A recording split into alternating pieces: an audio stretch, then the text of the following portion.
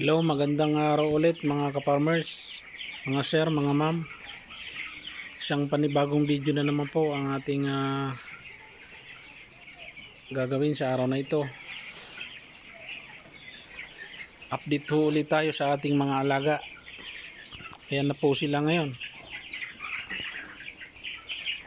Sobrang lalaki na po mga alaga natin. Ayan po sila oh. Ang lulusog.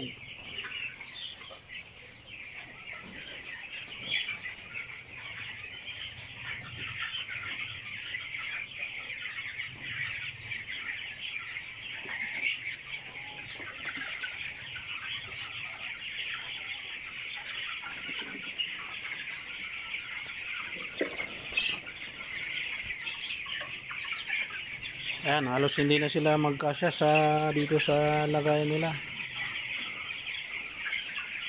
Talagang malalaki na sila lahat.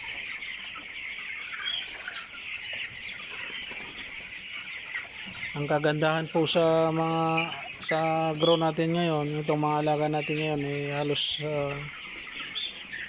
yung size nila halos pare-parehas so. Talagang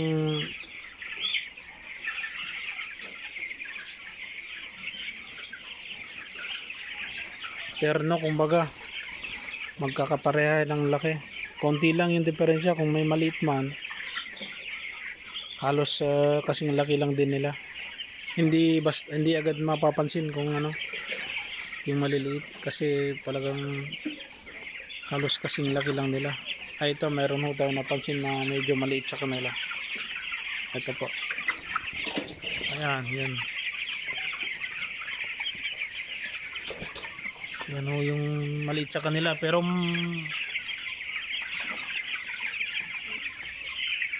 malakas din kumain.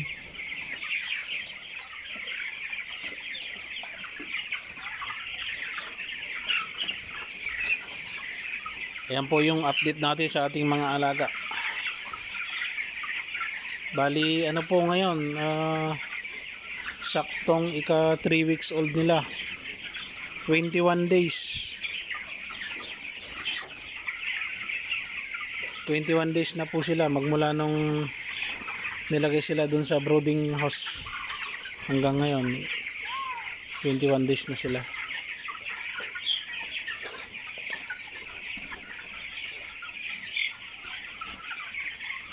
Ayan po.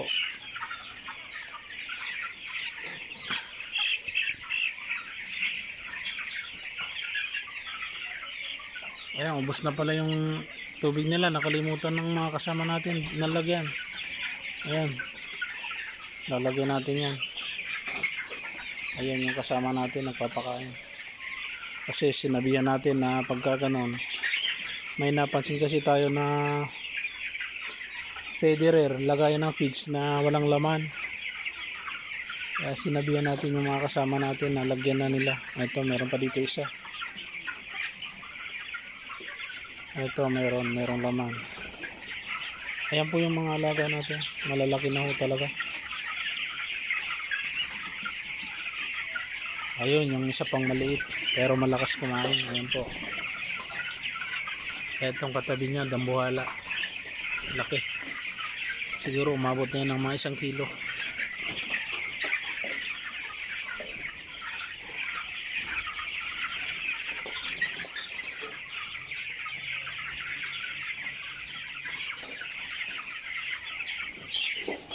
Masaya po tayo mga ka-farmers kasi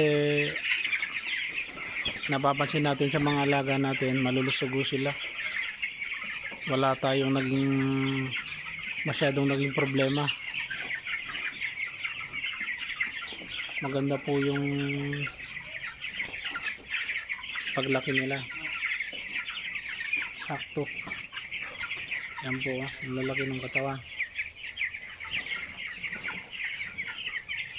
21 days lang po yan mga ka-farmers, mga sir, mga ma'am.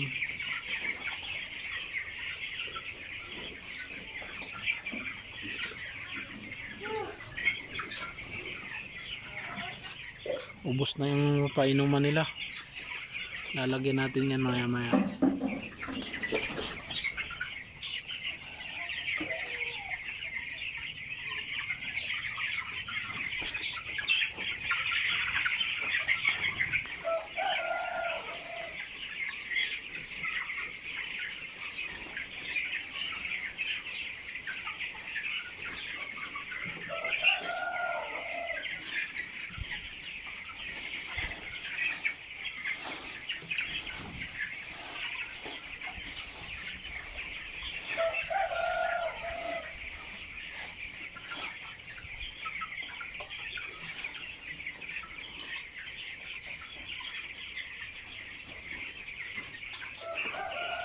Mga ka-farmers, yung mga nag-aalaga rin ng broiler, may negosyo rin na broiler, yung mga small time lang katulad natin, may mga concern kayo about sa mga alaga ninyo, mga na-experience nyo ng mga problema, magtanong ho kayo sa atin at tayo naman sasagot base sa ating mga experience lang din, ano yung may papayo natin na sa tingin natin ay makakatulong. Hindi ho tayo magdadalawang isip na sagutin yung mga tanong ninyo, kaya magtanong ho kayo, yung mga small time backyard broiler farmer katulad natin. Tutulungan ho natin yan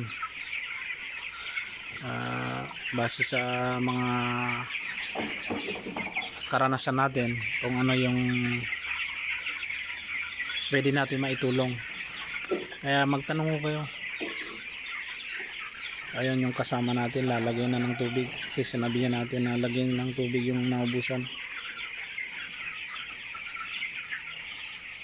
Bali nga pala, pinapainom po namin sila ngayon ng multivitamins, B-complex with electrolytes.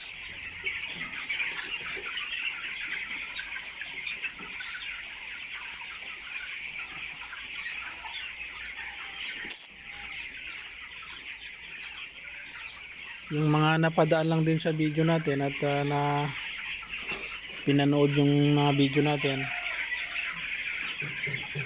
sana ho supportahan nyo yung mga video natin sa pamamagitan ng pag-subscribe at saka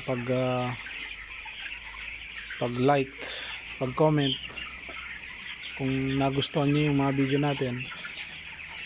Tapos paano na rin yung notification bell, baka sakali gusto nyo pang manood ng mga ganito sa mga susunod natin mga video, i-hit nyo na rin para nasa ganun pagka sa oras na nakapag-upload tayo ng mga panibagong videos natin,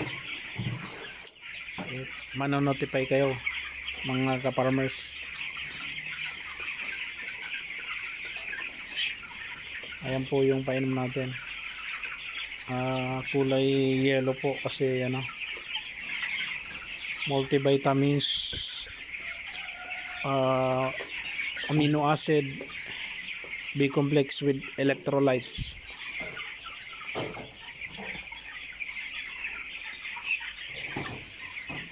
Ayun po yung grower natin sa kabila. Kagaya ng sinabi natin, dalawa po yung grower house natin. Ito yung isa, andun po sa kabila yung isa. Magkasing laki lang po ito, 20 by 40 feet size.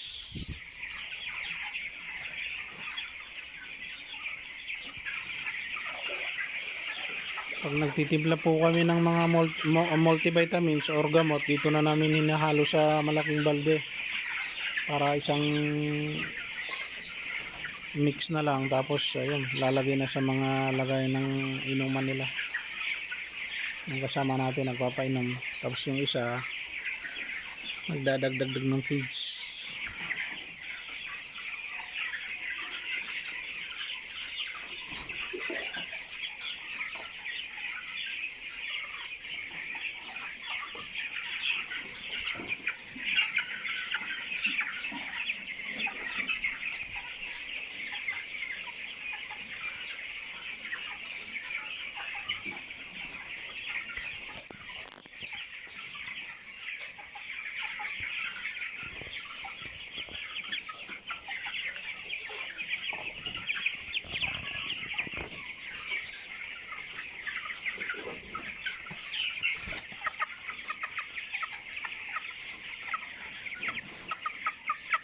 ...21 days lang po ito mga ka-farmers.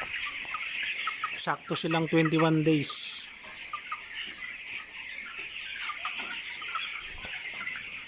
Kaya yan.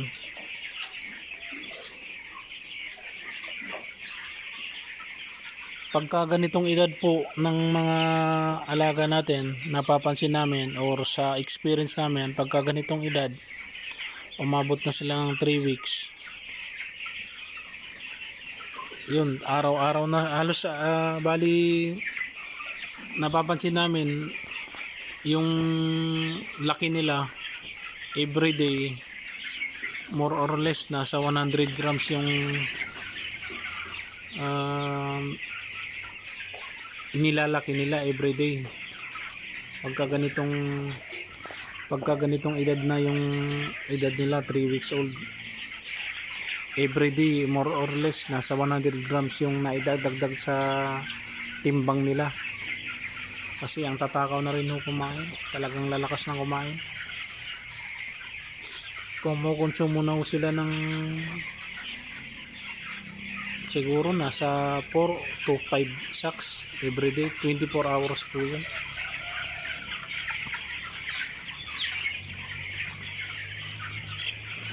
Sulit naman din ho yung kinukonsumo nilang feeds kasi po ang lalaki ng katawan. Maliit silang din lang po pero kung titimbangin ho natin nasa siguro mahigit na 1 kilo na ho yan.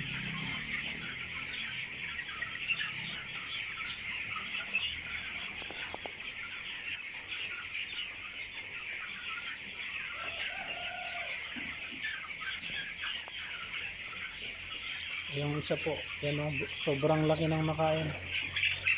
Grabe. Grabe. Parang wala nang bukas. Kinain na niya lahat yung kakainin niya para bukas or hanggang sa isang araw. Sobrang laking ayun o, grabe.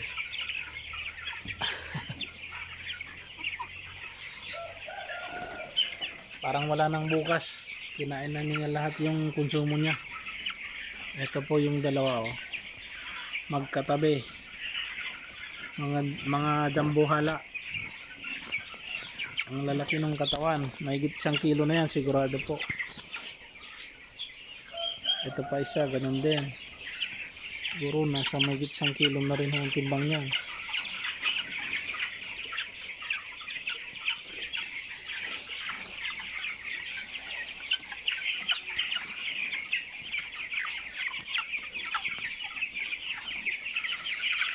Yan, uhaw na uhaw po sila kasi nakalimutan po ng mga kasama natin lagyan ng inumin yung painuman nila. Pangon so takab na lusod ang unang anak ko.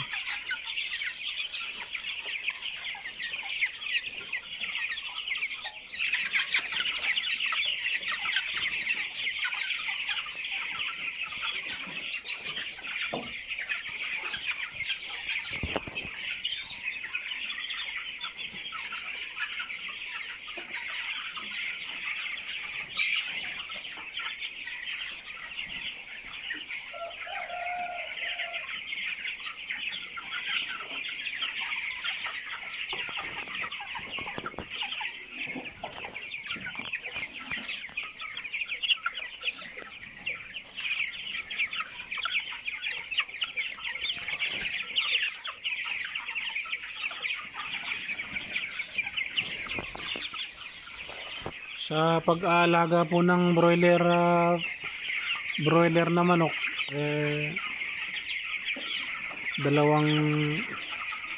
dalawa po yung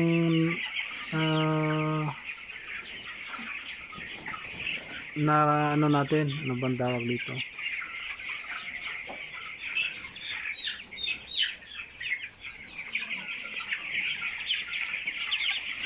Hindi ko masabi kung ano yung gusto kong sabihin.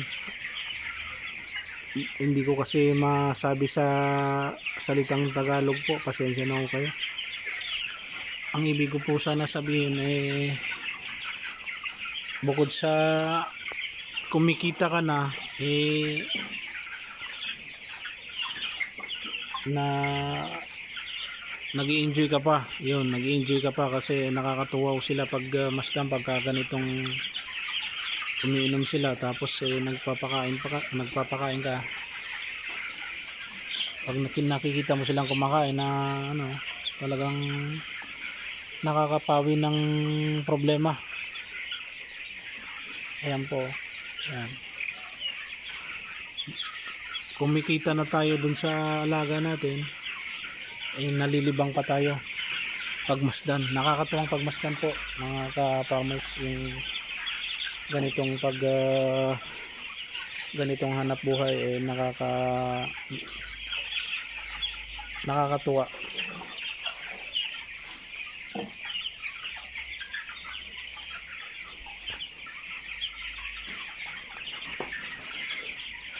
Ito po yung hinalo namin na native na ano. Bali tatlo po ito. Kasing edad po nila ito. Bali native siya. Ayan. Talagang napag-iwanan yung laki. Parang anak lang po nila. Kung sa size lang yung ano. Yan po. Kaedad po nila yan. Bali 21 days na rin po yan. Tingnan nyo po yung diferensya ng size, talagang magkaiba po. Yan pong native na yan, hindi po yan nabansot. Talagang yan yung size niya sa 21 days. Ganyan lang talaga yung ilalaki ng mga native. Kung ikukumpara natin dun sa mga broiler, talagang walang wala. Grabe.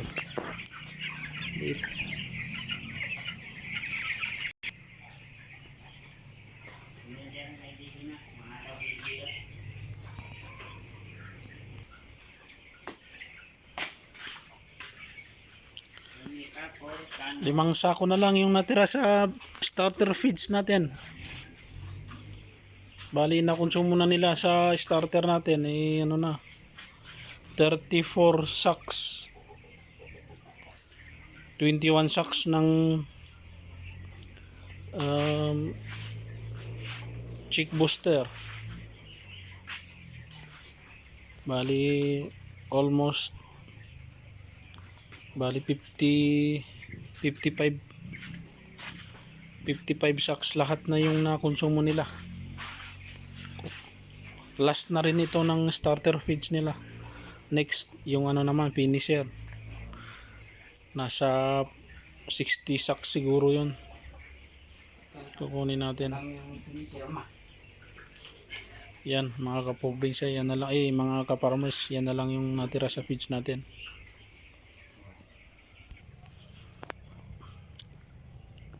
So ayun po mga ka-farmers, bali yan na lang, hanggang dito na lang ulit yung video natin. Abangan nyo na lang ulit yung sa susunod natin na update sa ating mga alaga. Tingnan natin kung makapag-upload tayo bukas or sa isang araw. Next na upload natin, mapapansin nyo po talagang iba na naman yung size nila. Kasi halos talagang araw-araw na yung paglaki nila. Almost 100 grams every day. So sige po, hanggang dito na lang ulit yung video natin. Maraming salamat po ulit.